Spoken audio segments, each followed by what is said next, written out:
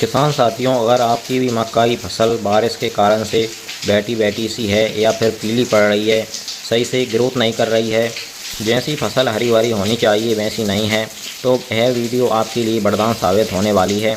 क्योंकि इस वीडियो में हम आपको एक ऐसा स्प्रे बताएंगे, वह स्प्रे अगर आप अपनी मक्के की फसल पे सही समय पर कर देंगे तो आपकी मक्के की फसल अच्छी तरीके से ग्रोथ करने लगेगी। पीली पड़ रही होगी तो वह हरी भरी हो जाएगी और अंत में आपको बहुत ही अच्छा रिकॉर्ड तोड़ उत्पादन आपकी मक्के की फसल से मिलेगा। तो किसान साथियों, कैसे हैं आप? उम्मीद करता हूं बहुत ही बढ़िया होंगे।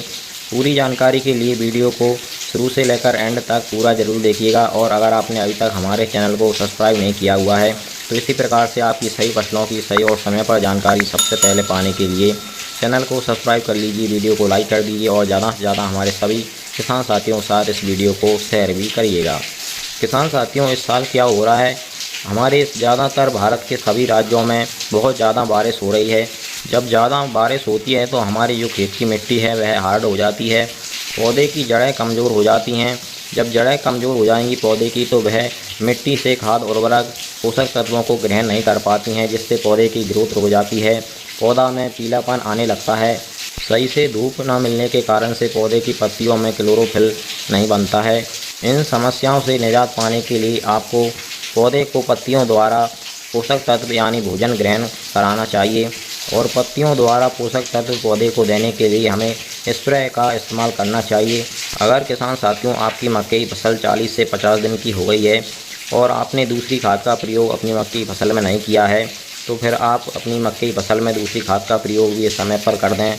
दूसरी खाद में किसान साथियों आप यूरिया का प्रयोग तो करेंगे ही, उसी के साथ में आपकी मक्के की फसल अगर कमज़ोर है तो आप DAP का इस्तेमाल भी कर सकते हैं और कोई एक माइक्रो न्यूट्रिएंट्स खाद का भी प्रयोग कर सकते हैं, जिससे आपकी मक्के की फसल को दोगुनी ताकत मिलेगी। चलिए अब हम बात करते हैं स्प्रे की। इस स्प्रे को खास बनाने के लिए आपको कौन कौन से पोषक तत्वों को लेना होगा।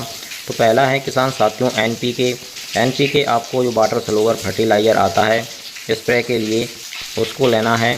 आप NPK 19-19-19 ले सकते हैं या फिर आपके क्षेत्र में NPK 18-18-18 मिल जाता है तो आप उसे भी ले सकते हैं, या फिर इन दोनों में से कोई ना मिले तो आप NPK 052-34 का भी इस्तेमाल कर सकते हैं। तो एक तो किसान साथियों हमारा हो जाता है NPK की मात्रा की बात करें तो चाहे आप कोई सा भी NPK लें उसकी मात्रा आपको 1 एकड़ यानी 2 बीघा खेत के लिए 1 kg 1 किलो रखनी है।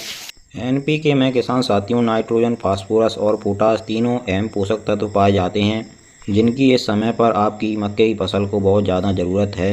इसी के साथ में किसान साथियों आप एक टॉनिक लीजिएगा। टॉनिक आप सिजेंटा कंपनी का ईसाबियोन नाम की जो टॉनिक आती है उसको ले सकते हैं।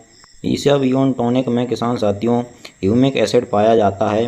ह्यूमिक एसिड के इस समय पर बहुत ज़्यादा फायदे आपकी फसल को मिलेंगे। ह्यूमिक एसिड से जो जड़ें काम नहीं कर रही हैं, ज़मीन से पोषक तत्व ग्रहण नहीं कर पा रही हैं, ह्यूमिक एसिड के प्रयोग से वह फिर से काम करने लगेंगी और मिट्टी से पोषक तत्वों को ग्रहण करने लगेंगी, जिससे आपकी मक्के की फसल एकदम से हरी भरी हो जाएगी और दोगुनी रफ्तार से ग्रोथ करने लगेगी। इस स्प्रे के लिए किसान साथियों पानी की मात्रा की बात करें तो आपको 1 एकड़ खेत में कम से कम 160 से 200 लीटर तक पानी यूज करना है। और ध्यान रखिएगा किसान साथियों स्प्रे करने के 5 से 6 घंटे तक बारिश नहीं होनी चाहिए। जब मौसम साफ़ हो तभी आप स्प्रे को करिएगा। अगर आपको हमारी दी गई जानकारी थोड़ी सी भी हेल्पफुल लगी हो तो आप हमारी वीडियो को लाइक, चैनल को सब्सक्राइब और वहाँ की अन्य किसान भाइयों के साथ शेयर भी करिएगा। चलिए फिर मिलते हैं इसी प्रकार की एक और नई जानकारी के साथ अगली वीडियो में। नमस्कार, धन्यवाद।